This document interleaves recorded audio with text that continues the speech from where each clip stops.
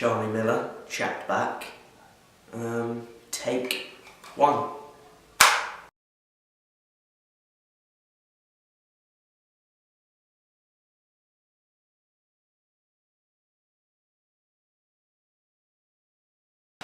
Right, so today you're going to be answering the question for me. Well, we're going to be doing a little chat back around the question, what have you learned from audience feedback?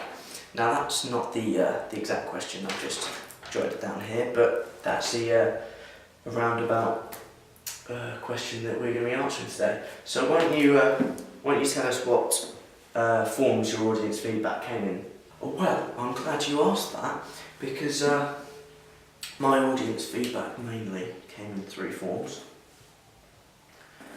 One of them was a survey monkey, which I got for my ancillary tasks that I have created.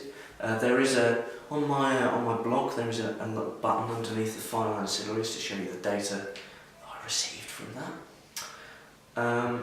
The other main way that I got my audience feedback was through a thing called Lino.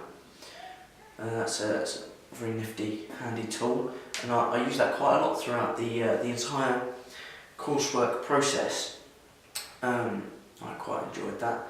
I used that for my first custom music video, and then used the response from that to improve for my final cut.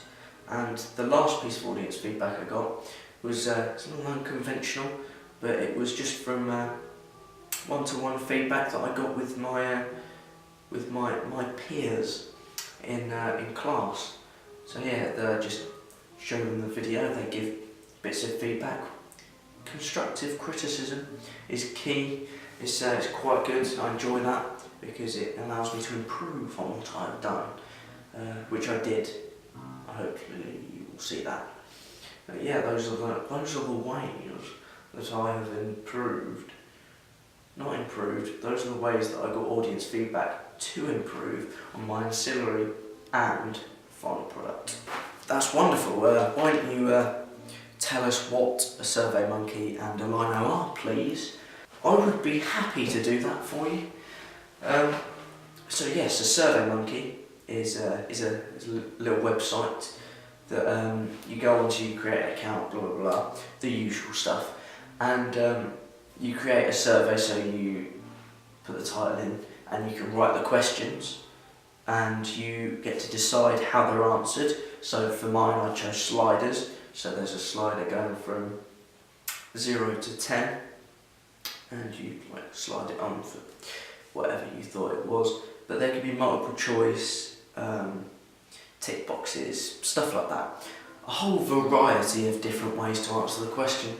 But yeah, that's a survey monkey. You go through, write down all the questions, click done, and you get a little link that you can send to people, and yeah, then they can answer your little survey that you've made. I quite like that.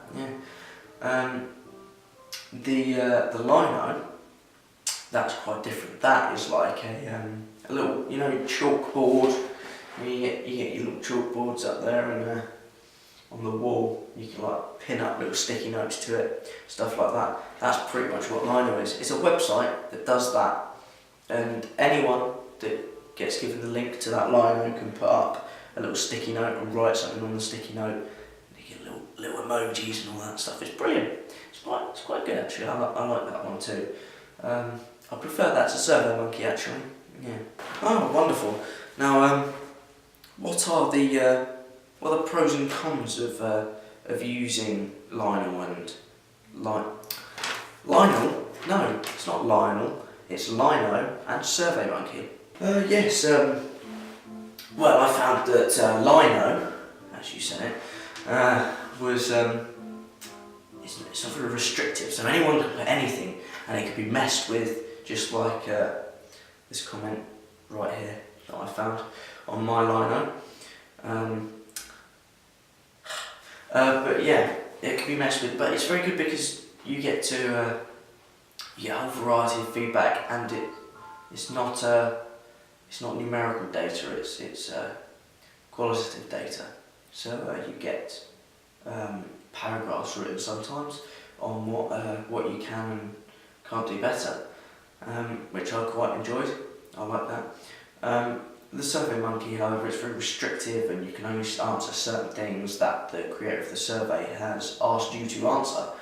So I found that not as good, because I had to come up with the responses myself, and then the people that answered the questions had to pick from my responses. So really, in a way, it could be quite biased, because you put down the responses that you feel go with the question, whereas someone might have a different response that isn't written down. So why don't we get on to the big question of the day. What have you learned from your audience feedback?